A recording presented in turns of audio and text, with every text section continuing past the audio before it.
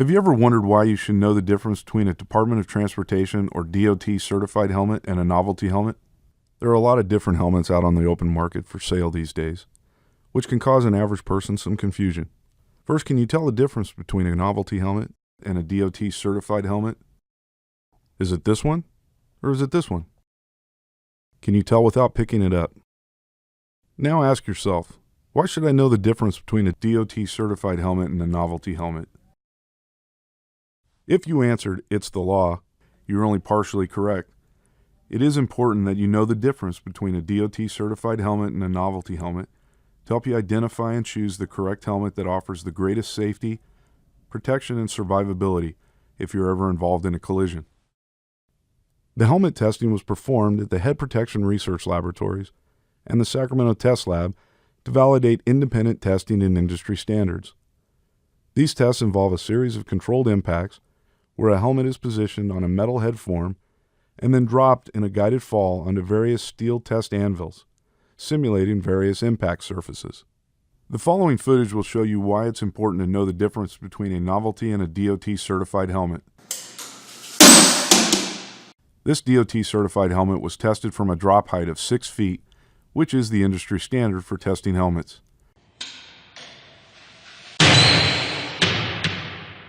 The peak G-force was 156.26. A motorcyclist wearing this DOT certified helmet would have possibly sustained a headache and would be able to walk away from the incident.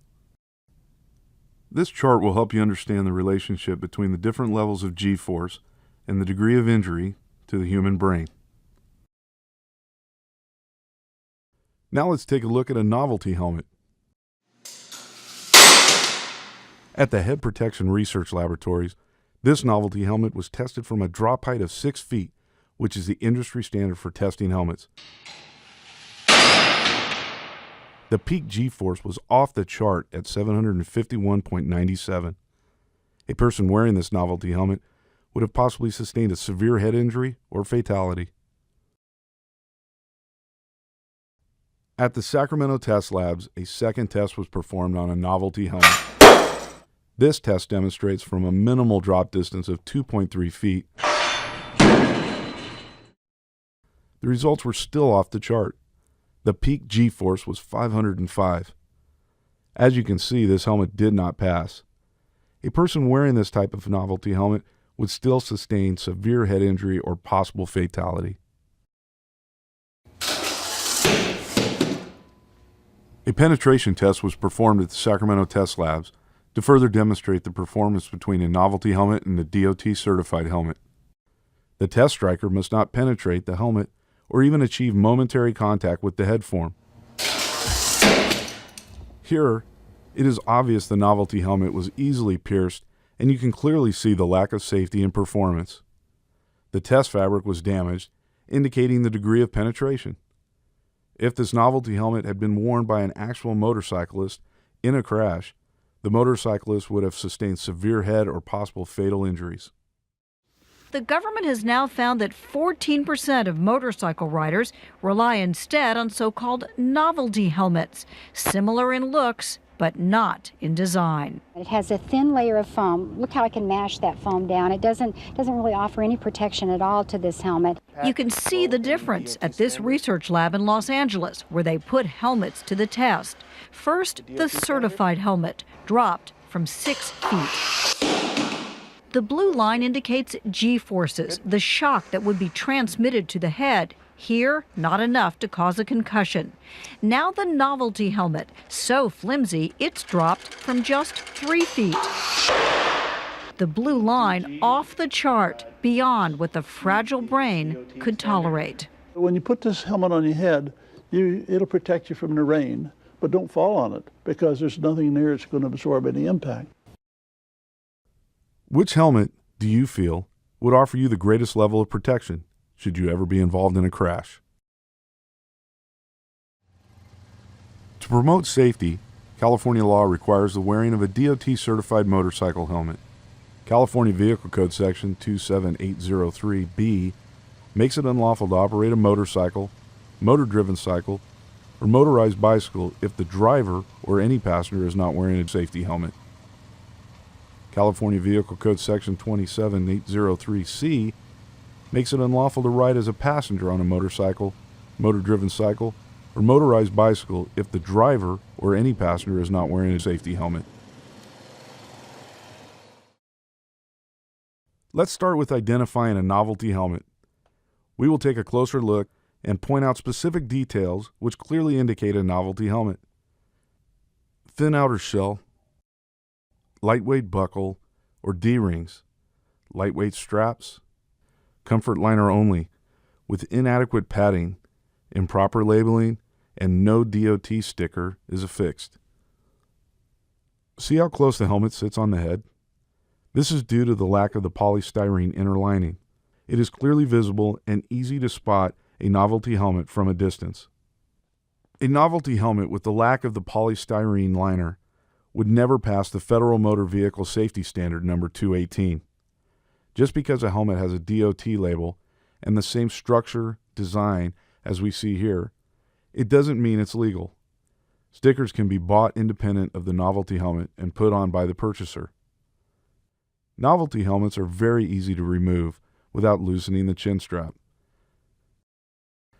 Now let's take a look at a DOT certified helmet.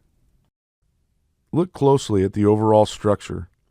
With its hard outer shell, proper rivets, sturdy strap material, including sturdy metal D-rings, approximately 1 inch or more of firm polystyrene foam, proper label showing the manufacturer's name, model, size, month and year, and lastly, a DOT sticker is affixed. Attempting to remove this DOT certified helmet is demonstrated with great difficulty without loosening the chin straps. Novelty helmets can be easily identified out in the open road. They can be spotted at a distance just noting the overall size of the helmet and the close fit of the outer shell to the head. A clear indication that there is not a polystyrene inner lining, which makes this an unsafe and illegal helmet. Every person wearing this helmet could easily remove it without loosening the chin strap. This novelty helmet is a little harder to recognize, except that it sits close to the head. Like the first example, this helmet is easily removed without the chin strap being unclasped. Although this helmet is a half shell, similar to the novelty helmet, it is a legal helmet because the outer shell sits away from the rider's head. This helmet has the required 1.5 to 2 inches of polystyrene foam between the rider's head and the outer shell, a reliable indicator the helmet is DOT certified. Let's talk about common sense. Regardless of what your political view may be, we need to use our common sense and look at some cold, hard facts. Think survivability.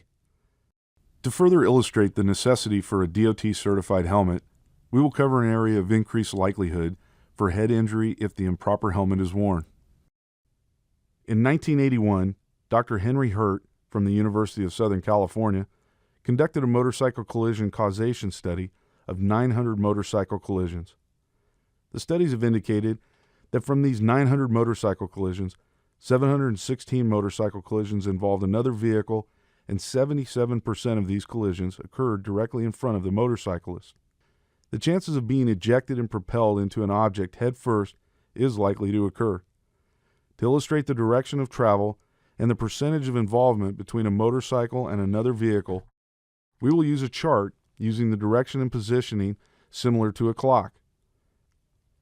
Here we show that at 11 o'clock, 43.4% of the collisions occur with the motorcyclist. At 12 o'clock, there were 16.8% of collisions with motorcyclists, and at 1 o'clock, there were 16.8% collisions, totaling 77% of collisions between another vehicle and a motorcycle. In this last graph, we can show the percentage of collisions in other directional areas involving motorcycles and another vehicle. Although any fall from a motorcycle or involvement in a collision from any angle is a risk to the motorcyclist, the study and the charts clearly indicate the likelihood of ejection and head injury is greatly increased based upon simple concept of forward momentum and the sudden stop. Be smart and use common sense. Think about your loved ones and not about political views. Don't leave your loved ones with the financial burden and fear because you lost your life over a cheap helmet. Wear a DOT certified helmet. It's just safer and it can save your life so you can live to ride another day.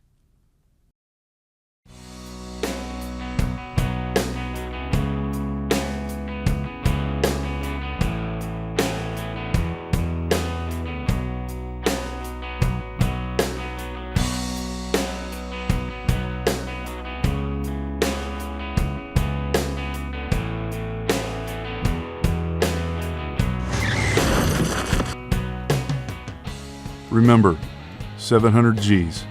It's a killer. Do what's right. Do what's smart. Wear a DOT certified helmet. It's a no-brainer.